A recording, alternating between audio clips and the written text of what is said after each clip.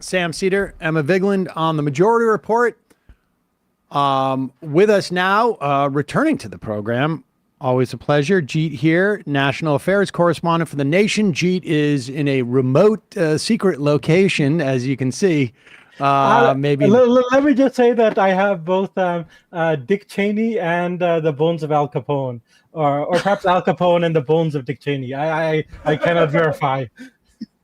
Wow, we couldn't verify your whereabouts yesterday or Sam's when Lou Dobbs croaked. So this is kind of a theme here. Where no, Bob Newhart, Lou Dobbs, all the giants. You're busy over there at the Nation. I was trying to revive Newhart. That's why I wasn't available. Matt, just turn that monitor. Turn the far one. Oh, you can see. Okay.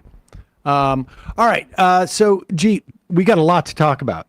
Let's start with the RNC. I think this is a slow news week. I don't know if you want to talk about movies, TV shows. The assassination attempt of Trump is old news now. By this point, it's like okay. I mean, I don't know that there's really that much to talk about in terms of the assassination attempt, except in the context of how it was used last night, but also in the fact that we still have not seen a medical report on what happened. Now, I'm not suggesting any type of conspiracy here, but it's odd because you would expect, the doctors said I was that the bullet that ripped through my ear could have caused some type of it's a little bit less dramatic than you would have anticipated had that, but be that as it may. There was still an assassination attempt. Somebody died. 2 other people were, no. hurt. But I mean, it's interesting. I mean, despite the fact that there were these 2 deaths, and I believe 2 other people were in critical condition. It's been basically turned into like a convention gimmick. Do you remember the flip-flops that Republicans wore during when John Kerry was nominated? They wanted to mock him as a flip-flop. And the purple bandage. The purple bandage, with the bandage, Now they have like these little band-aids. I mean, like it's kind of astonishing. Because I actually do think like Trump actually was almost assassinated. Like if it's just like my understanding is of just an inch difference, we'd be having a very different conversation. But like such is the nature of Trump and his party that they basically turned it into a merchandising thing. You can get T-shirts of Trump raising his fist. You have the slogan "Fight, fight, fight," and somebody's making a hell of a lot of money off of band-aids. Yeah, I really wish I had the ambition to get in on that type of merchandise. The shirts were up immediately. But all right, let me just say that I've invested my entire family fortune on coconuts, so I need the news to go a certain way. But you and me both here, Jeet. All right, before we get to that, because I do want to get to that. What was your sense of the RNC? Because this was. I mean, after I was in like a haze last night after we stopped coverage, which incidentally we stopped before he stopped talking. Yeah. I mean, aside from the speech being a complete rambling mess, it was an incredibly bizarre. And we only did live coverage of nights 3 and 4. I watched night 2. And it was different than any other one I've ever seen. Like, we had moments in the past where you had Clint Eastwood and that was bizarre, but it stood out because it was bizarre within the context of it. The whole feel of this convention was utterly bizarre to me. And it was, I mean, I want to not just there's more almost like cultural critique here than political. Well, I mean, Trump is a cultural phenomenon even more than a political one. But I think that one of the interesting things is like previous conventions are like party conventions. So you honor the great members of the party, Mitt Romney, John McCain, not going to do that. You honor the great heroes of the party, we're the party of Lincoln, of Teddy Roosevelt, of Eisenhower. You didn't really see a lot of that. This is a party without a past. And without any other like prominent members, this is a party of Trump. It's like what made it unique is that it was just like 4 days of Trump, and various approaches to Trump. Like there are different factions of Trumpism now that want to claim different sides of him. But like that is kind of unique. Like usually political conventions are about unifying the party, but both around a candidate, but also giving a sense of party identity. The only party identity the Republicans now have is Trumpism. Yeah, I think that describes it fairly well. Like I was struck by the fact that Trump was there for a couple of nights in sort of like a luxury box, and it had that feel of like when you watch these movies about Caesar and the Colosseum, and everyone coming to pay homage to Caesar or the king or something. It was weird. It was weird.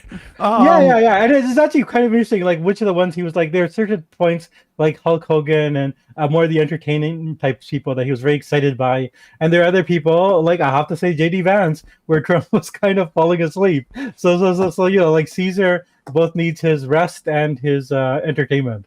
Yeah.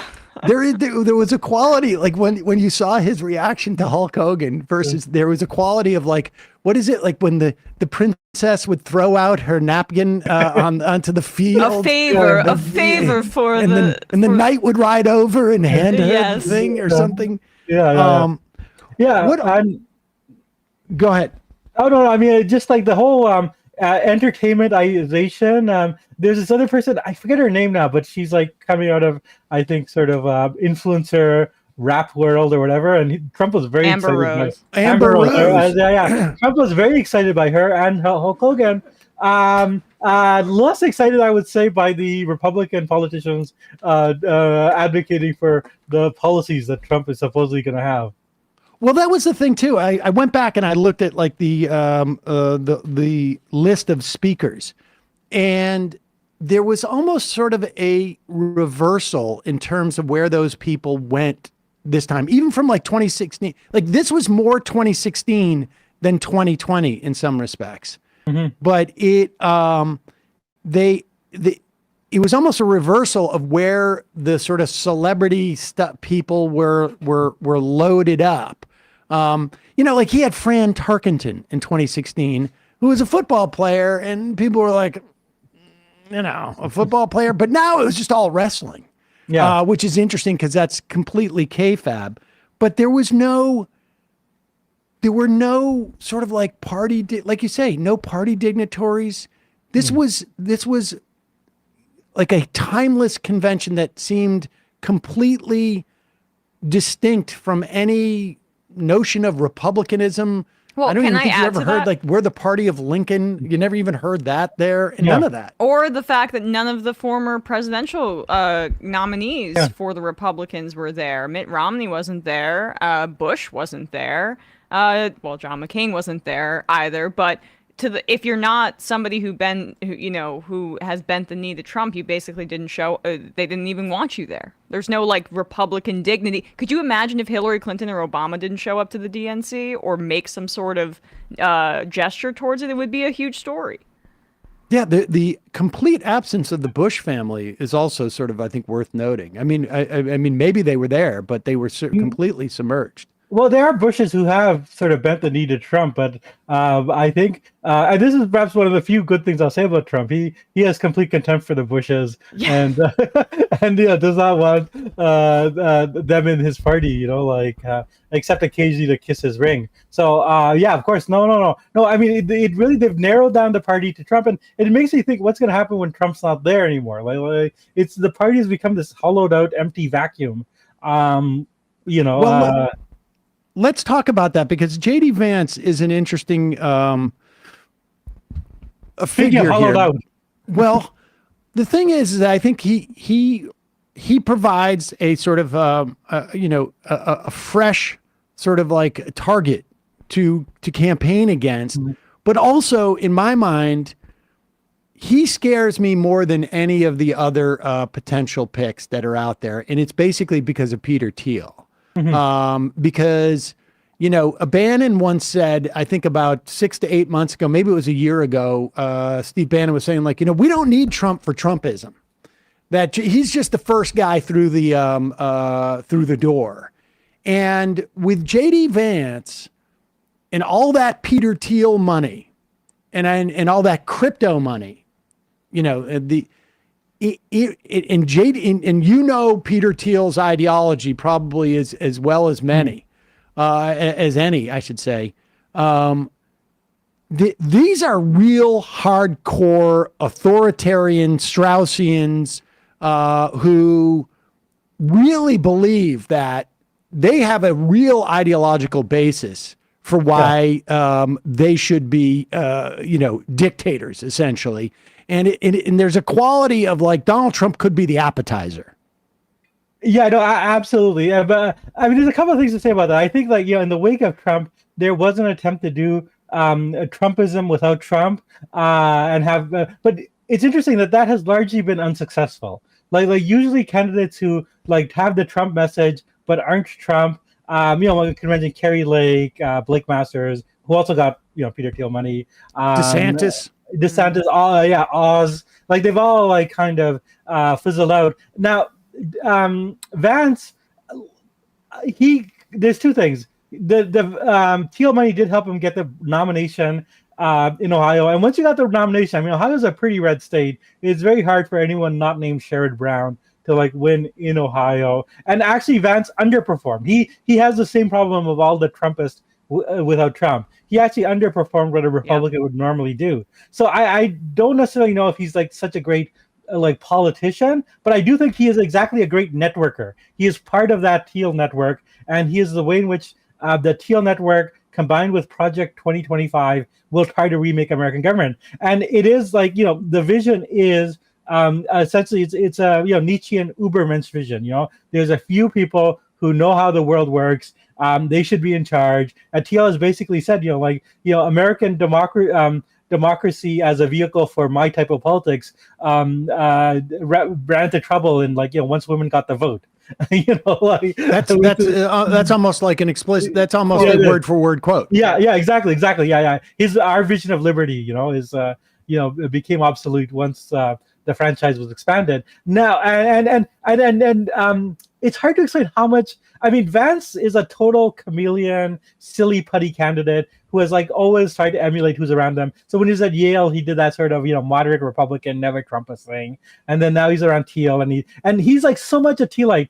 Thiel is a great fan of this very conservative philosopher René Girard, who's actually a very interesting theorist who has like these ideas of sacrificial victims and mimetic imitation. But Girard was a strong advocate of Catholicism, and Thiel got Vance to read Girard, and then Vance converted to Catholicism. So basically, you have someone whose like whole religious identity is based on his friendship with Peter Thiel, which is like kind of an amazing thing. Who's could be the vice president of the United States, could be president of the United States. Like that. Yeah. And go ahead. No, there's this strand now in the Republican Party of this like Catholic. Well, it's been there for a long time. The Opus Dei stuff has been there for a long time. But it feels resurgent in this way that they have a representative in Josh Hawley. Leonard Leo is is leading this movement in terms of funding it, and he's a super donor or like whatever Clarence Thomas's buddy, I guess. So, I mean, there is actual, I think, big money behind it. And if Thiel is endorsing that and Vance is endorsing it as well, that's a strand of theocrat that's a little bit different than what we've seen in terms of like the Mike Pence evangelical side of things. Oh, absolutely. And that's interesting because usually the Republican formula since the 70s has been that the evangelicals get the votes, they're in Congress, they run for president, and the hardcore Catholic theocrats. We're not talking about, your neighborhood nun or priest here, or, your uncle who goes to church. We're talking about people who have this very specific form of Catholicism that sees theocracy as a goal. You hid those people, kept them only for the judges. These are the people you put on the Supreme Court because you cannot win on that in America. And with J.D. Vance, I think they've decided, like, let's try to see if we can win on that in America. Let's see if we can not just control the Supreme Court, but then also have this same, Alito, Clarence Thomas, Amy Barrett Coney vision of the world, like in the White House as well. That is a remarkable change because usually, like, they keep the presidency for the evangelical Protestants. Right. It was all Bob Novak and Alito at the time. And Kudlow, I think too, actually. But what I think is really sort of, this moment, and you touched on this, and I think this is the point, the takeaway for Vance is that the Trump part of Trumpism was really sort of the show, like how do you get to this point? But Project 2025 and billionaire money is how you sort of lock it in structurally, and you don't need that type of showman at the top of the ticket to get to where you want to get to where Peter Thiel wants to get to. Like Trump is the sort of like, the key that opens the door. But once you get in there, once you're in the room, essentially they're going to do the remodeling that's going to make it possible that door no longer needs a Donald Trump to be opened. I think that's exactly right. Yeah, and I mean, it's also, you see that with the sort of changes, some of the changes that the courts have made, the sort of great expansion of presidential power. Basically presidential impunity, almost nearly absolute for whatever can be considered an official act. Like imagine that with like Trump and Vance in the White House. Imagine the sort of overturning of the administrative state, the purging of the independent civil service. I mean, I think it is. And then I go back to that Thiel quote, right? Democracy is the great problem. But there are ways that you can overcome democracy in the American system. And I think that they have found their pathway. Hey, folks, don't forget to hit the subscribe button and check out our daily show. We do it every day at 12 p.m. Eastern for about 2.5 hours. We even take phone calls. You should check that out.